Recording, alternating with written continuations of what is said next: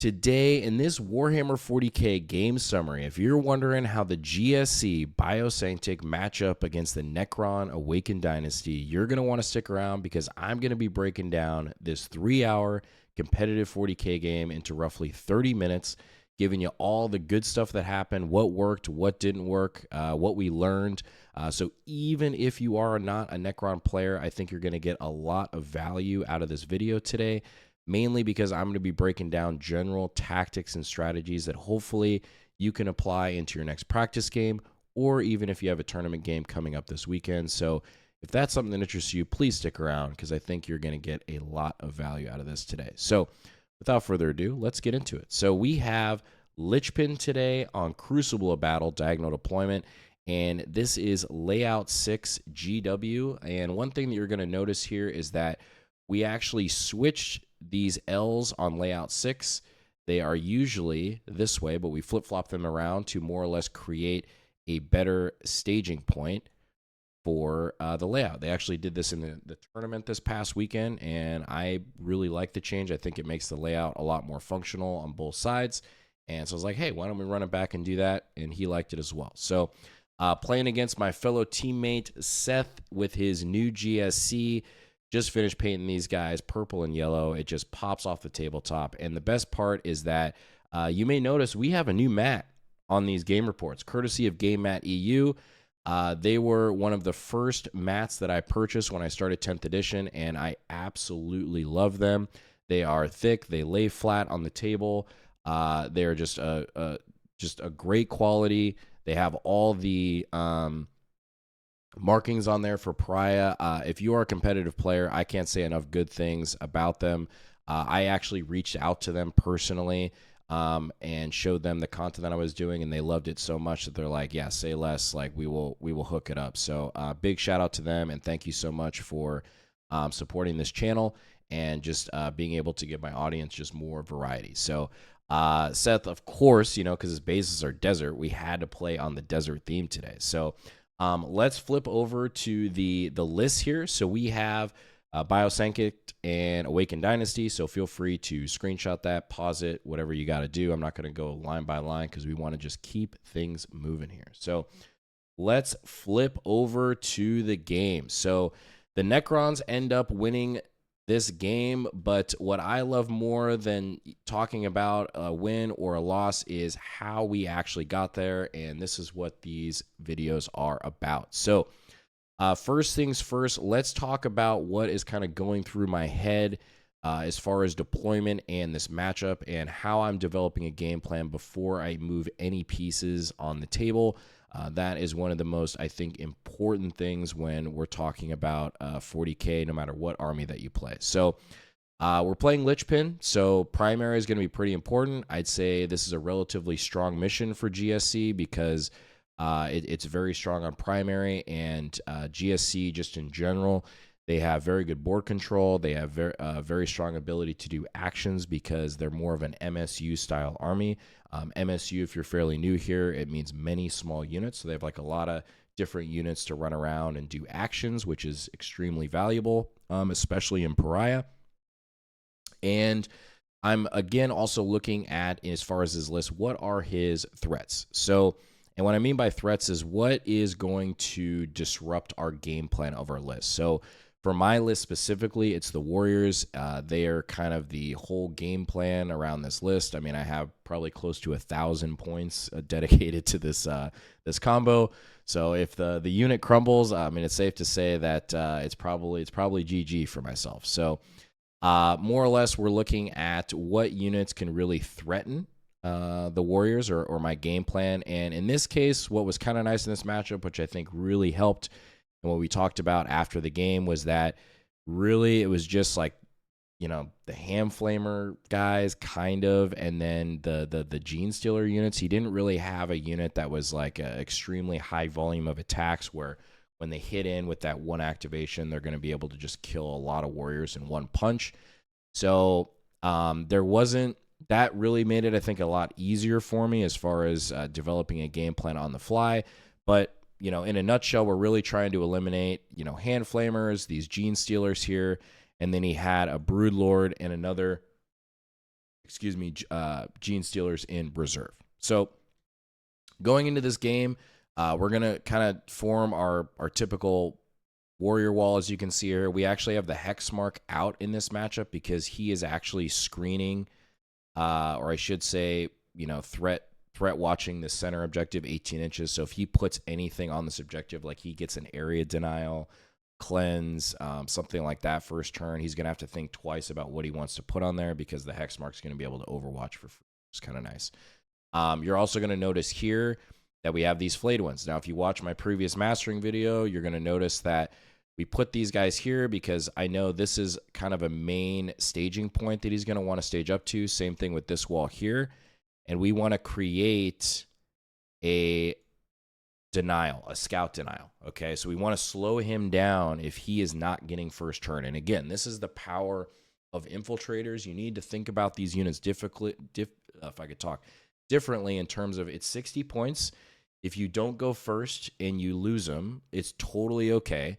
Mainly because you're trying to slow down your opponent. It's just such good value by what you're creating here.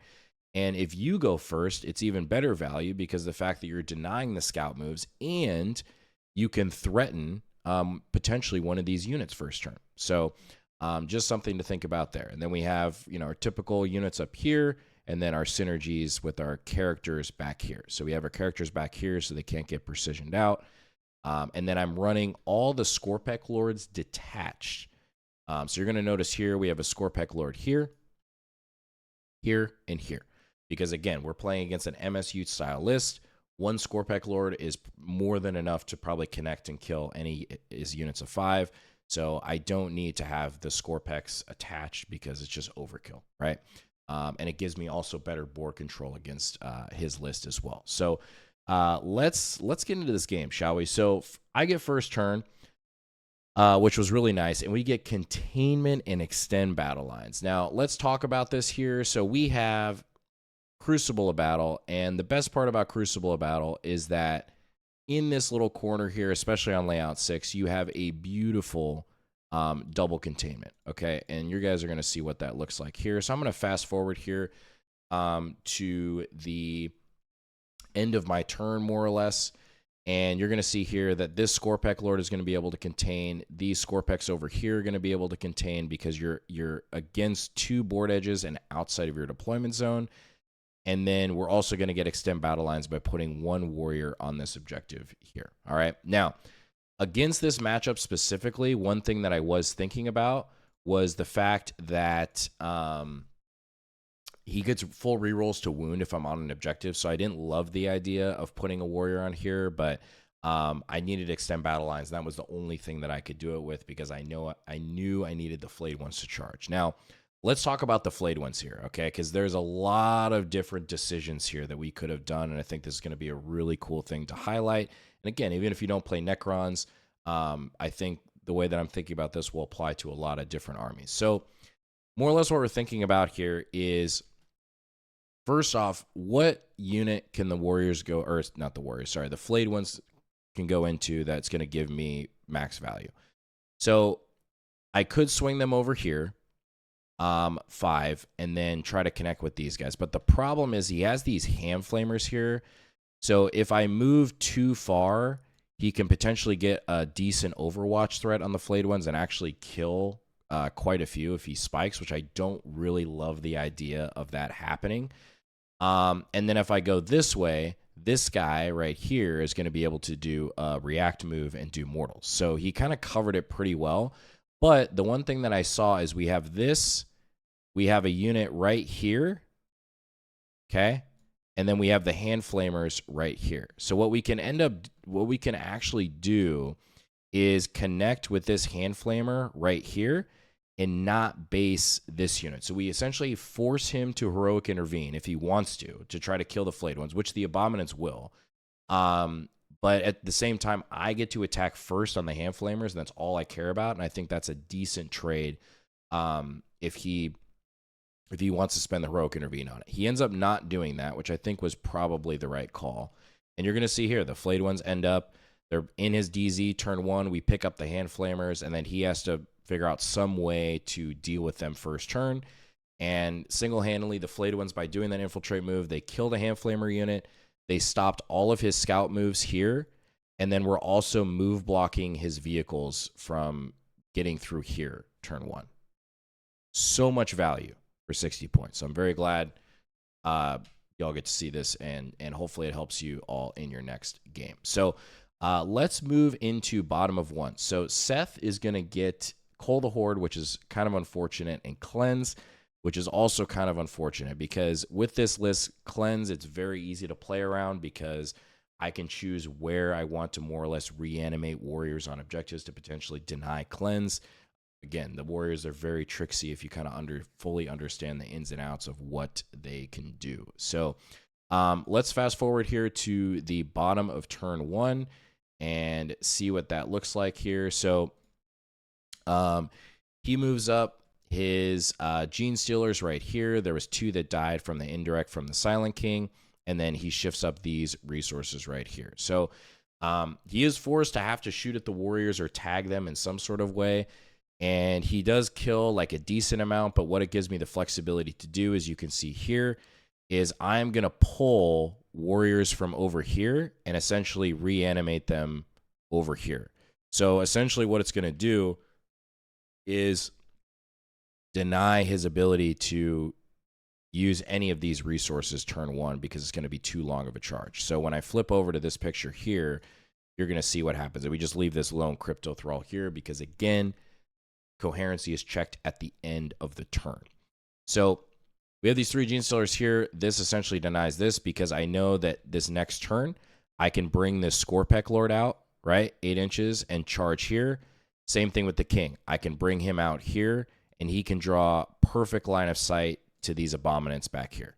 All right. So it should be enough to probably clean up all of these resources here and also deny his primary. And then all I have to do is take care of the Gene Stealers right here. And I'm going to show you a really cool trick that happened with this.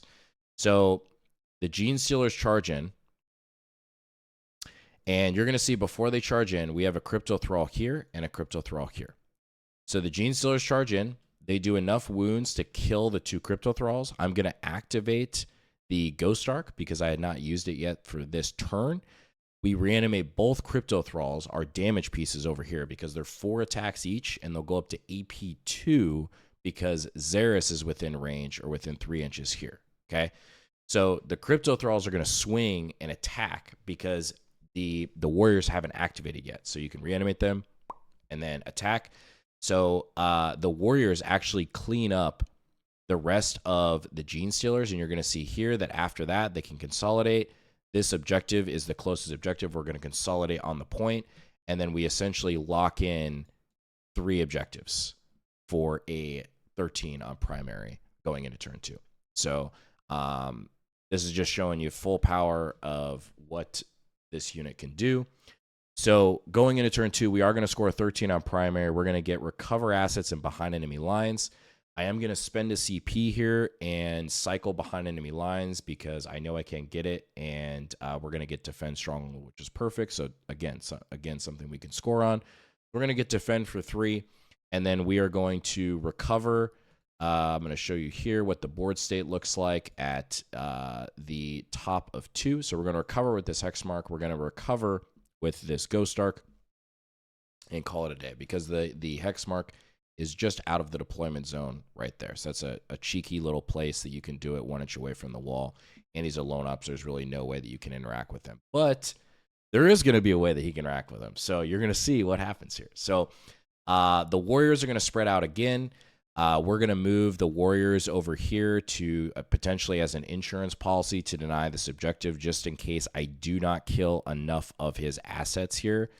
In turn 2, we at least have 6OC on the point. In case shooting charges go bad, this is the one thing very experienced players are going to try to do is you always have to think about, okay, what if I don't make that charge? What if this shooting goes terribly? What is the backup plan to essentially cover my ass if this doesn't go right? And sometimes you can't come up with a backup plan, but in the early turns, there should be ways that you can see and do that, all right? So we're going to move this Scorpec Lord up here. He's going to anchor down the objective, mainly because this is the one with the 4 at Feel No Pain. and then we're going to stage these Scorpex behind this wall here because he is going to have to shift assets, right, over this way. Okay, so he's going to have to shift stuff over here to interact with this. And if he kills this, great. I'm going to spend a CP, bring it back. If he doesn't, even better. And then what's going to happen next turn? Then these Scorpex are ready to go connect with these resources over here. All right. And then I love these Locust Destroyers because, again, we're screening out, screening 9, screening 9, screening 9, screening 9. Everything is screened out. The board control is just insane with this list. It's just it's so strong when played right. So more or less on our shooting turn, the Silent King is going after the Abominants over here, and then we're going to fire our indirect at the Gene Stealers, and then that is pretty much all the shooting that we had for the turn. So you're going to see what happens here. We basically clean up those resources, and then the Scorpec Lord doesn't make the charge, but we make sure that we killed these resources, which was much more important.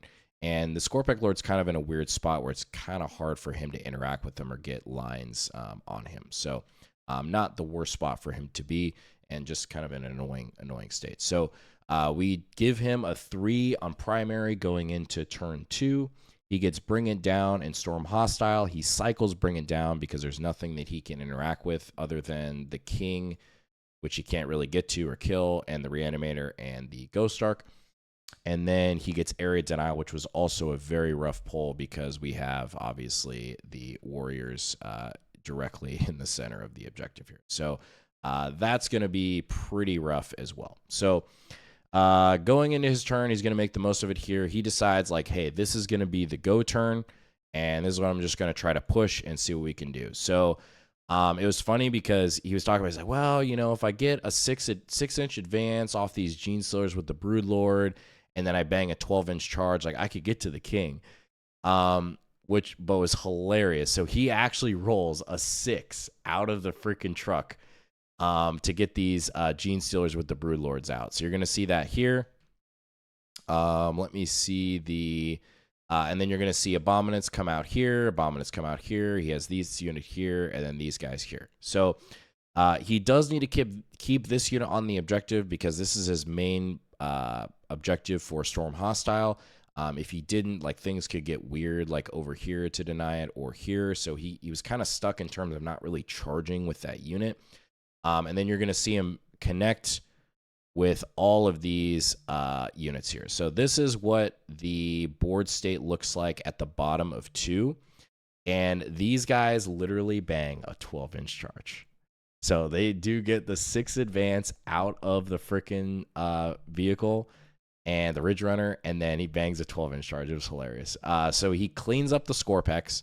He ends up piling in to the Hexmark that was actually doing recover assets, but it wasn't enough to kill him. He didn't roll too hot on the wound rolls, but I think he was wounding on 5s because he was only strength 4 and the Hexmark is toughness 5. So he did a couple wounds to the Hexmark, and then he cleaned up the Scorpex just with the Broodlord, so they were just like out of the game. And then you're going to see here on the next activation. So this is what, so we have a unit here, and a unit here. Actually, let me clean this up here. So unit here, here, and here.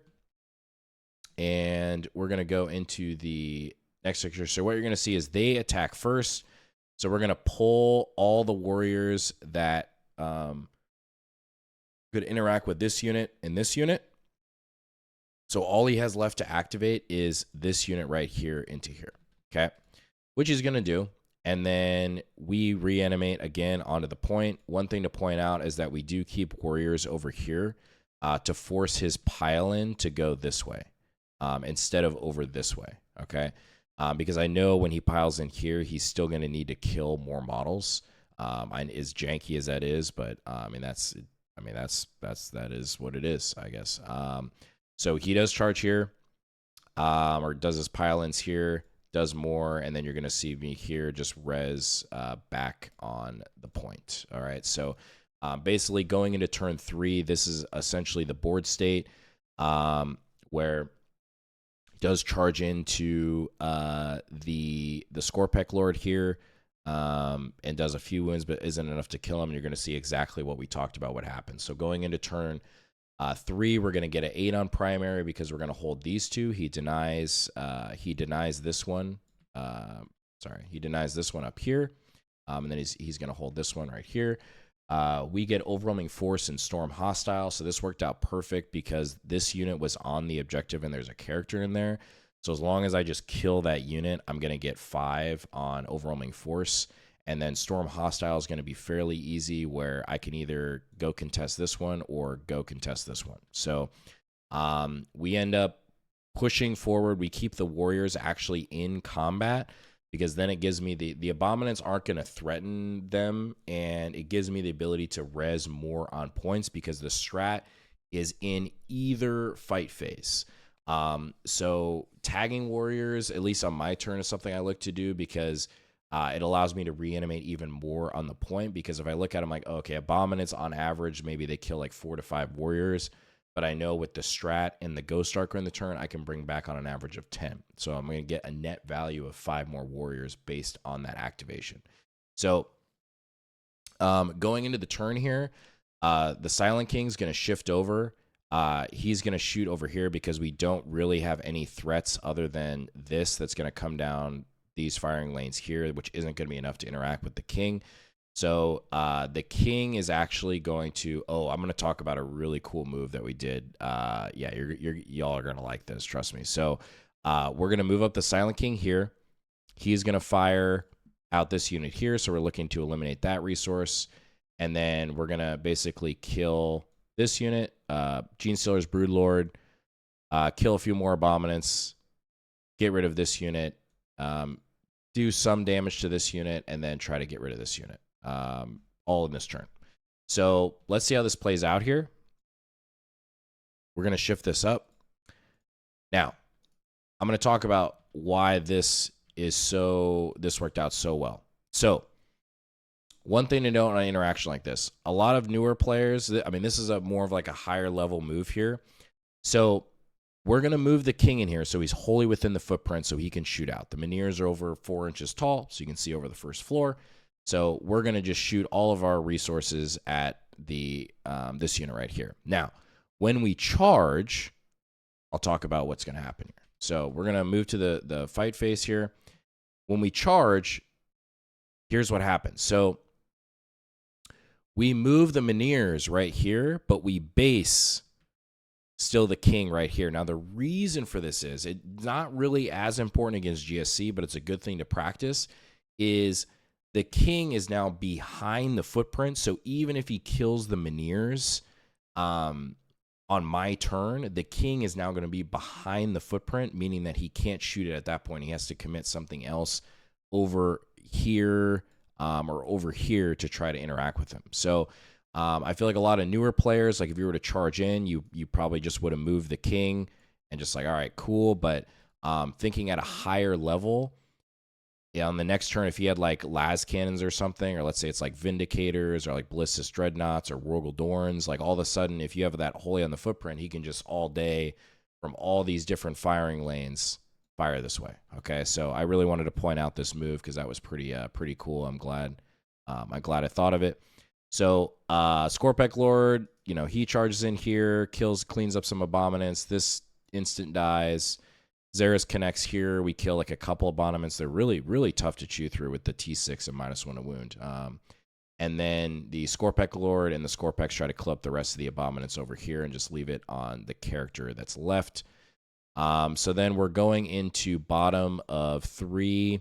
And at this point, he's lost quite a bit of resources. But he's going to see what he can do. So bottom of 3, he's going to get a 3 again on primary, and he's going to get engaged on all fronts, so no prisoners. So he's going to be able to kill this Locust Destroyer here. He's going to kill this Scorpek, and then he's also going to kill this Scorpek Lord here. So he's going to get an easy 5 for no prisoners. And then, unfortunately, this character here did not, I think he needed to spend a strat like on a 2-up to bring him back to life, or maybe it's like an innate ability on those guys. And unfortunately, he rolls a 1. So it denies his engage on all fronts, but he does get a 5 on no prisoners. He ends up killing the Scorpek Lord here. He kills that Locust Destroyer and the rest of the Scorpeks. And then at this point, we're more or less kind of talking it out, just because, yeah, going into top of 4, I mean, this is the board state, and he doesn't really have much left. And I was like just really scoring a lot of primary and a lot of secondaries. And there wasn't much left that we felt like, he could do at this point to get himself back in the game. So we do get a 13 on primary, and we get Cull the Horde, which we can't do. We get Engage in all fronts for 4, and then Establish Locus for 2. So we're going to establish Locus here with the Scorpec Lord. We are going to get Engage, or sorry, I think we Locus with this Lord over here. I can't exactly remember. I think he maybe went over here and then Locust. Let me see here. Because at this point, I think we were just more or less talking it out. This Scorpec Lord went over here to get outside of 6 and then get Engaged in all fronts for 4. So we were in this quarter here, this quarter, and then this quarter, obviously, and then Locust for 2, and then we dropped, I think, both hex marks in here just to see if we could clean up. We just rolled this out really quick just to see if we could clean up this objective here and see if I could maybe get a 3, give him a 3 on primary again. But it wasn't quite enough, so he gets an 8 on primary on his bottom of 4, and then he gets Extend Battle Lines and Secure No Man's Land. So that's going to be an easy 10 points for him because he's going to extend over here, and then he could bring these 2 trucks over here, or sorry, Ridge Runners, to out primary here.